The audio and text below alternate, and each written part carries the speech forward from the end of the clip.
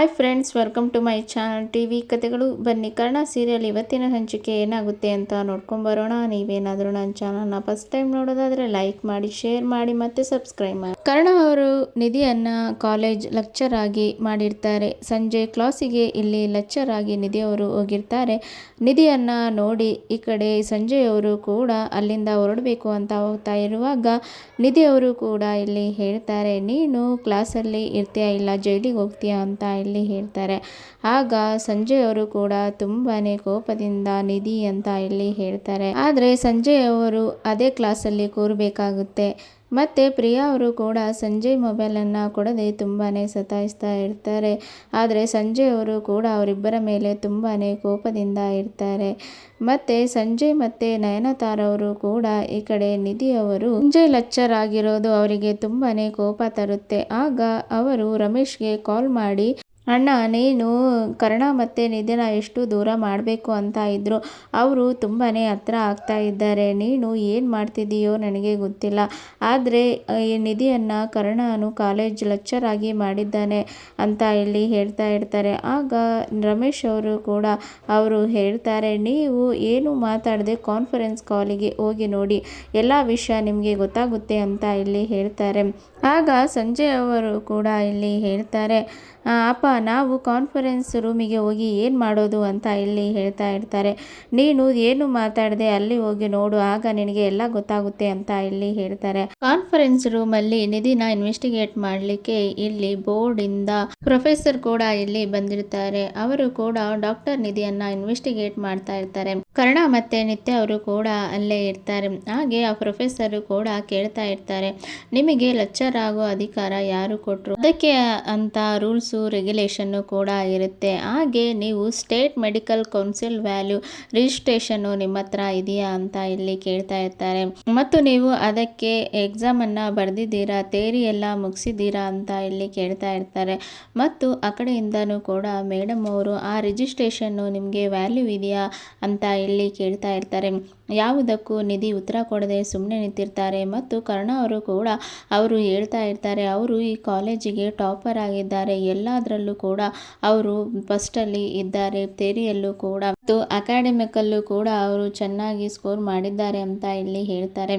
ಆಗ ಆ ಕಡೆ ಪ್ರೊಫೆಸರ್ ಅವರು ಕೂಡ ಹೇಳ್ತಾರೆ, ಏನೇ ಮಾಡಿದರೂ ಕೂಡ ಅದಕ್ಕೆ ರೂಲ್ಸು ರೆಗ್ಯುಲೇಷನ್ನು ಇದೆ.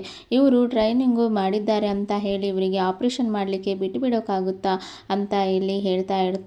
ಕರ್ಣ ನಿಧಿ ಅವರು ಕೂಡ ಏನು ಉತ್ತರ ಕೊಡೋಕೆ ಆಗದೆ ಸುಮ್ಮನೆ ನಿಂತಿರ್ತಾರೆ. ಆಗ ಪ್ರೊಫೆಸರ್ ಕೂಡ, doctor Nidhi, you are suspended ಅಂತ ಇಲ್ಲಿ ಹೇಳ್ತಾರೆ. ಆಗ ಎಲ್ಲರಿಗೂ ಕೂಡ ಶಾಕ್ ಆಗುತ್ತೆ. ನಯನತಾರ ಮತ್ತು ಸಂಜಯ್ ಅವರಿಗೆ ತುಂಬಾನೇ ಖುಷಿ ಆಗುತ್ತೆ. ಪ್ರೊಫೆಸರ್ ಅವರು ನಿಧಿಯ ಸಸ್ಪೆಂಡೆಡ್ ಲೆಟರ್ ಅನ್ನ ಕೊಟ್ಟು ಅಲ್ಲಿಂದ ಹೋಗ್ತಾರೆ. ನಿಧಿ ಅವರು ಕೂಡ ತುಂಬಾನೇ ಬೇಜಾರಿಂದ ಅಲ್ಲಿ ಕೂತಿರ್ತಾರೆ. ಅದೇ ಸಮಯಕ್ಕೆ ಇಲ್ಲಿ ಸಂಜಯ್ ಅವರು ಕೂಡ ಬರ್ತಾರೆ. ಏನ್ ನಿಧಿ, ಏನಾಯ್ತು ಅಂತ ಇಲ್ಲಿ ಕೇಳ್ತಾ ಇರ್ತಾರೆ. ನೀನು ನನಗೆ ಆಪ್ಷನ್ ಅನ್ನ ಕೊಟ್ಟಿದ್ದೆ, ಜೈಲ ಅಥವಾ MBBS, ಆದರೆ ನಿನಗೆ ಯಾವುದೇ ಆಪ್ಷನ್ ಇಲ್ಲದೆ ಒಂದೇ ಸರಿ ಸಸ್ಪೆಂಡ್ ಆಗಿಬಿಟ್ಟೆ ಅಲ್ಲ. ಅದಕ್ಕೆ ನಾವು ಸ್ವಾಭಿಮಾನದಿಂದ ಇರಬೇಕು ಅಂತ ಇಲ್ಲಿ ಹೇಳ್ತಾ ಇರೋದು. ನಾವು ಸ್ವಾಭಿಮಾನದಿಂದ ಬದುಕಿದ್ರೆ ಎಲ್ಲವೂ ಸಾಧ್ಯವಾಗುತ್ತೆ. ಇಷ್ಟು ದಿನ ನೀನು ಕರ್ಣನೊಟ್ಟಿಗೆ ಇದ್ದು ಕರ್ಣ ನಿನಗೆ ಎಲ್ಲವನ್ನು ಹೆಲ್ಪ್ ಮಾಡ್ತಾ ಹೋದ. ಕರ್ಣ ಇದ್ರೆ ನೀನು, ಇಲ್ಲ ಅಂದರೆ ನೀನು ಏನು ಇಲ್ಲ ಅಂತ ಇಲ್ಲಿ ಹೇಳ್ತಾ ಇರ್ತಾರೆ. ಕರ್ಣನ ಬಿಟ್ಟು ನೀನು ಸ್ವಾಭಿಮಾನದಿಂದ ಬದುಕಿ ತೋರಿಸ್ತು, ಅವಾಗ ನಾನು ನಿನ್ನನ್ನು ನಂಬ್ತೇನೆ. ಸ್ವಾಭಿಮಾನ ಅಂತ ಹೇಳ್ತಿರಲ್ಲ, ಇಲ್ಲಿ ಕರ್ಣನ ಜೊತೆಯಲ್ಲೇ ನೀನು ಇದ್ದೀಯಾ. ನೀನು ಕರ್ಣನನ್ನ ಬಿಟ್ಟು ಬೇರೆ ಕಡೆ ಹೋಗಿ ಸ್ವಾಭಿಮಾನದಿಂದ ಬದುಕಿ ತೋರಿಸು ಅಂತ ಇಲ್ಲಿ ಹೇಳ್ತಾ ಇರ್ತಾರೆ. ಆಗ ನಿಧಿಗೆ ತುಂಬಾನೇ ಕೋಪ ಬರುತ್ತೆ. ನಿತ್ಯ ಅವರಿಗೂ ಕೂಡ ಸಂಜಯ್ ಮಾತಾಡೋದನ್ನು ನೋಡಿ ತುಂಬಾನೇ ಕೋಪ ಬರುತ್ತೆ. ಆಗ ನಿಧಿ ಅವರು ಕೂಡ ಕೋಪದಿಂದ, ಇಲ್ಲ, ನಾನು ರಿಸೈನ್ ಕೊಡ್ತೇನೆ ಅಂತ ಹೇಳಿ ಅವರು ಕೂಡ ಒಪ್ಕೊಳ್ತಾರೆ. ಹಾಗೆ ರಿಸೈನ್ ಕೊಡಲಿಕ್ಕೆ ಲೆಟ್ರನ್ನು ಕೊಡಲಿಕ್ಕೆ ಹೋಗ್ತಾರೆ. ಆಗ ಕರ್ಣ ಅವರು ಕೂಡ, ಇಲ್ಲ ನಿಧಿ, ನಾನು ಈ ಲೆಟ್ರನ್ನು ತೆಗೆದುಕೊಳ್ಳೋದಿಲ್ಲ, ನೀನು ಈ ಹಾಸ್ಪಿಟಲನ್ನು ಬಿಟ್ಟು ಹೋಗಬಾರ್ದು ಅಂತ ಇಲ್ಲಿ ಹೇಳ್ತಾರೆ. ನೀನು ಈಗಲೇ ನನ್ನಿಂದ ದೂರ ಇದ್ದೀಯಾ, ಮತ್ತೆ ಈ ಹಾಸ್ಪಿಟ್ಲಿಂದ ದೂರ ಹೋದರೆ ನನ್ನ ಗತಿ ಏನು ಅಂತ ಇಲ್ಲಿ ಹೇಳ್ತಾ ಇರ್ತಾರೆ. ಆಗ ನಿಧಿ ಅವರು ಕೂಡ, ಸರ್, ನಾನು ಅವರ ಮಾತಾಡಿದ್ದನ್ನು ನೀವೇ ಕೇಳಿದ್ರಲ್ಲ, ನಾನು ಯಾವುದೇ ಕಾರಣಕ್ಕೂ ಕೂಡ ನಿಮ್ಮ ಹಂಗಿನಲ್ಲಿ ಇರಲಿಕ್ಕೆ ಇಷ್ಟಪಡೋದಿಲ್ಲ. ನಾನು ಕೂಡ ಸ್ವಾಭಿಮಾನದಿಂದ ಬದುಕಿ ತೋರಿಸ್ತೇನೆ ಅಂತ ಇಲ್ಲಿ ಹೇಳ್ತಾ ಇರ್ತಾರೆ. ಅವನು ಹೇಳಿದ್ದು ನೀನು ಕೇಳಬೇಡ, ಅವನು ಯಾವಾಗಲೂ ಅದೇ ಥರ ಮಾಡ್ತಾ ಇರ್ತಾನಲ್ಲ, ನೀನು ಯಾಕೆ ಈ ರೀತಿ ಮಾಡ್ತಿದ್ದೆ, ಅರ್ಥ ಮಾಡ್ಕೊ ಅಂತ ಇಲ್ಲಿ ಹೇಳ್ತಾರೆ. ಆಗ ನಿಧಿ ಅವರು ಕೂಡ ಇಲ್ಲ ಸರ್, ನಾನು ಸ್ವಾಭಿಮಾನದಿಂದ ಇರಬೇಕು ಅಂತ ಡಿಸೈಡ್ ಮಾಡಿದ್ದೀನಿ ಅಂತ ಇಲ್ಲಿ ಹೇಳ್ತಾ ಇರ್ತಾರೆ. ನಾನು ಏನೇ ಆದರೂ ಈ ಲೆಟ್ರನ್ನು ಇಸ್ಕೊಳ್ಳಲ್ಲ ಅಂತ ಕರ್ಣ ಅವರು ಕೂಡ ಹೇಳ್ತಿರುವಾಗ ನಿತ್ಯ ಅವರು ಕೂಡ ನಾನು ಬೋರ್ಡ್ ಮೆಂಬರ್ ಆಗಿ ಆ ಲೆಟರ್ನ ನಾನು ತೆಗೆದುಕೊಳ್ತೇನೆ ಅಂತ ಹೇಳಿ ಅದನ್ನು ತೆಗೆದುಕೊಳ್ತಾರೆ. ಆಗ ಈ ಕಡೆ ಕರ್ಣ ಅವರು ಹೇಳ್ತಾ ಇರ್ತಾರೆ, ನಿತ್ಯ ನೀವೇನು ಮಾಡ್ತಾ ಇದ್ದೀರಾ ಅಂತ ಇಲ್ಲಿ ಹೇಳ್ತಾರೆ. ಆಗ ನಿತ್ಯ ಅವರು ಕೂಡ ಸುಮ್ಮನಿರಿ ಕರ್ಣ ಅವರೇ, ನೀವು ನಮಗೆ ಎಷ್ಟೆಲ್ಲ ಹೆಲ್ಪ್ ಮಾಡಿದ್ದೀರಾ, ಇನ್ನು ನಾವು ನಿಮಗೆ ತೊಂದರೆ ಕೊಡೋಕ್ಕೆ ಇಷ್ಟಪಡೋದಿಲ್ಲ ಅಂತ ಇಲ್ಲಿ ಹೇಳ್ತಾರೆ. ನಿಧಿನ ರಿಸೈನ್ ಲೆಟರನ್ನು ಕೂಡ ಇಲ್ಲಿ ನಿತ್ಯ ಅವರು ಕೂಡ ಇಸ್ಕೊಳ್ತಾರೆ. ಮತ್ತು ನಿಧಿಯವರು ತುಂಬಾ ಬೇಜಾರಲ್ಲಿ ಕೂತಿರ್ತಾರೆ. ನಿತ್ಯ ಅವರು ಕೂಡ ಬಂದು ಹೇಳ್ತಾರೆ, ನಿಧಿ ನಿನಗೆ ಬೇಜಾರಾಯ್ತಾ ನಾನು ಹೀಗೆ ತಗೊಂಡಿದ್ದು ಅಂತ ಇಲ್ಲಿ ಹೇಳ್ತಾರೆ. ಇಲ್ಲ ಅಕ್ಕ, ನೀನು ಒಳ್ಳೆಯದೇ ಮಾಡಿದೆ, ನಾವು ಎಷ್ಟು ವರ್ಷಗಳ ಕಾಲ ಅವರ ಹಂಗಿನಲ್ಲಿ ಬದುಕೋದು, ನಾವು ಕೂಡ ಸ್ವಂತದನ್ನು ಏನಾದರೂ ಮಾಡಬೇಕಲ್ಲ, ಸ್ವಾಭಿಮಾನದಿಂದ ಬದುಕಬೇಕಲ್ಲ ಅಂತ ಇಲ್ಲಿ ಹೇಳ್ತಾರೆ. ಹೌದು ನಿಧಿ, ಆ ಸಂಜೆ ಹೇಳಿದ್ದು ನನಗೆ ತುಂಬಾ ಬೇಜಾರಾಯಿತು, ಆದ್ದರಿಂದ ನಾನು ಇದನ್ನು ತೆಗೆದುಕೊಂಡೆ, ನೀನು ಬೇಜಾರಾಗಿಲ್ಲ ಅಲ್ಲ ಅಂತ ಇಲ್ಲಿ ಹೇಳ್ತಾರೆ.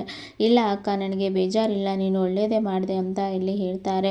ನಿಧಿ, ನೀನು ಎಲ್ಲಾದರೂ ಒಳ್ಳೆ ಕೆಲಸಕ್ಕೆ ಸೇರಬೇಕು, ನಾನು ನಿನ್ನ ಕೆಲಸವನ್ನು ಹುಡುಕ್ತೇನೆ, ನೀನು ಕೂಡ ಹುಡುಕು, ಒಳ್ಳೆ ಕೆಲಸದಲ್ಲಿ ಸೇರಿ ಒಳ್ಳೆ ರೀತಿಯಲ್ಲಿ ನಾವು ಬದುಕಿ ತೋರಿಸೋಣ ಅಂತ ಹೇಳಿ ನಿತ್ಯ ಅವರು ಕೂಡ ಇಲ್ಲಿ ಹೇಳ್ತಾ ಇರ್ತಾರೆ. ಮತ್ತು ಸಂಜಯ್ ಮತ್ತು ನಯನತಾರ ಅವರು ತುಂಬಾ ಖುಷಿಯಲ್ಲಿ ಇರ್ತಾರೆ. ಮತ್ತು ರಮೇಶ್ಗೆ ಕಾಲ್ ಮಾಡಿ ಹೇಳ್ತಾರೆ, ಅಣ್ಣ ನೀನು ತುಂಬಾ ಒಳ್ಳೆ ಕೆಲಸ ಮಾಡಿದ್ದೀಯಾ, ನಿಧಿ ಮತ್ತು ಕರ್ಣನನ್ನು ದೂರ ಮಾಡಲು ಇದು ಒಳ್ಳೆ ಪ್ಲ್ಯಾನು ಅಂತ ಇಲ್ಲಿ ಹೇಳ್ತಾರೆ. ಆಗ ರಮೇಶ್ ಅವರು ಹೇಳ್ತಾರೆ, ಇಷ್ಟೇ ಅಲ್ಲ, ಇನ್ನು ಮುಂದೆ ನಾನು ಏನು ಮಾಡ್ತೀನಿ ನೋಡ್ತಾ ಇರು. ಈಗ ಕರ್ಣ ನಿಧಿ ಅವನಿಂದ ದೂರ ಆಗಿರೋದನ್ನು ನೋಡಿ ಕೊರಗಿ ಅವರಿಬ್ಬರು ಅದೇ ನೆನಪಿನಲ್ಲಿ ಅವರು ಸಾಯಬೇಕು. ಹಾಗೆ ನಿತ್ಯನೂ ಕೂಡ ಈ ಕಡೆ ಕರ್ಣನ್ನ ಪ್ರೀತಿ ಮಾಡಬೇಕು ಅಂತ ಇಲ್ಲಿ ಹೇಳ್ತಾ ಇರ್ತಾರೆ. ಮತ್ತು ನಿಧಿ ಮತ್ತು ನಿತ್ಯ ಅವರು ಕೂಡ ಅವರಿಬ್ಬರು ದೂರ ಆಗಬೇಕು, ಆ ನೆನಪಿನಲ್ಲಿ ಅವರು ಕೊರಗಿ ನರಳಾಡಬೇಕು ಅಂತ ಹೇಳಿ ರಮೇಶ್ ಅವರು ಕೂಡ ತುಂಬಾ ಖುಷಿಯಲ್ಲಿ ಹೇಳ್ತಾ ಇರ್ತಾರೆ. ಮತ್ತು ನಿಧಿ ಅವರು ಸಸ್ಪೆಂಡ್ ಆಗಿರೋ ವಿಚಾರ ಬಂಗಾರಿಗೆ ಕೂಡ ತಿಳಿಯುತ್ತೆ. ಆಗ ಯಾಕೆ ಈ ರೀತಿ ಎಲ್ಲ ಆಗ್ತಾ ಇದೆ ಅಂತ ಹೇಳಿ ಬಂಗಾರಿ ಅವರು ಕೂಡ ತುಂಬಾ ಬೇಜಾರಲ್ಲಿ ಇರ್ತಾರೆ. ನಿಧಿಯವರು ಕೂಡ ತುಂಬಾ ಬೇಜಾರಿನಲ್ಲಿ ಮನೆಗೆ ಹೋಗ್ತಾರೆ. ಶಾಂತಿಗೆ ಎಲ್ಲ ವಿಚಾರವನ್ನು ತಿಳಿಸಿದಾಗ ಯಾಕೆ ದೇವರು ನಮಗೆ ಈ ರೀತಿಯಾಗಿ ಮಾಡ್ತಾ ಇದ್ದಾರೆ, ಕರ್ಣ ಅವರು ಕೂಡ ತುಂಬಾ ಬೇಜಾರಿನಲ್ಲಿ ಇರ್ತಾರೆ. ನಿಧಿಯವರು ಮನೆಯಿಂದ ದೂರ ಆದರು, ಹಾಗೆ ಹಾಸ್ಪಿಟ್ಲಿಂದನೂ ದೂರ ಆಗಿಬಿಟ್ರಲ್ಲ ಅಂತ ಹೇಳಿ ಬೇಜಾರಿನಲ್ಲೇ ಇರ್ತಾರೆ. ಇದರ ಹಿಂದೆ ಯಾರ ಕೈವಾಡ ಇದೆ ಅಂತ ನಾನು ತಿಳ್ಕೋಬೇಕು, ಅಪ್ಪನೇ ಈ ರೀತಿ ಎಲ್ಲ ಮಾಡ್ತಾ ಇದ್ದಾರಾ, ಅವರ ಮುಖವಾಡವನ್ನು ನಾನು ಕಳಿಸಬೇಕು, ಆದಷ್ಟು ಬೇಗ ಅವರ ಪ್ಲ್ಯಾನ್ ಉದ್ದೇಶ ಏನು ಅಂತ ತಿಳ್ಕೋಬೇಕು ಅಂತ ಹೇಳಿ ಕರ್ಣ ಅವರು ಕೂಡ ರಮೇಶ್ ಅವರನ್ನು ಕೇಳಲಿಕ್ಕೆ ಹೋಗ್ತಾ ಇದ್ದಾರೆ. ಅಪ್ಪ, ನೀವ್ಯಾಕೆ ಈ ರೀತಿ ಎಲ್ಲ ಮಾಡ್ತಾ ಇದ್ದೀರಾ, ಯಾಕೆ ನಮ್ಮನ್ನು ದೂರ ಮಾಡ್ತಾ ಇದ್ದೀರಾ, ಇದರಿಂದ ನಿಮಗೆ ಏನು ಸಿಗುತ್ತೆ ಅಂತ ಹೇಳಿ ರಮೇಶ್ಗೆ ಕರ್ಣ ಅವರು ಕ್ವಶನ್ ಮಾಡಲಿಕ್ಕೆ ಹೋಗ್ತಾ ಇದ್ದಾರೆ. ರಮೇಶ್ ಅವರು ಏನು ಉತ್ತರ ಕೊಡ್ತಾರೆ ಅಂತ ನೋಡೋಣ ಮುಂದಿನ ಸಂಚಿಕೆಯಲ್ಲಿ. Thank you for watching.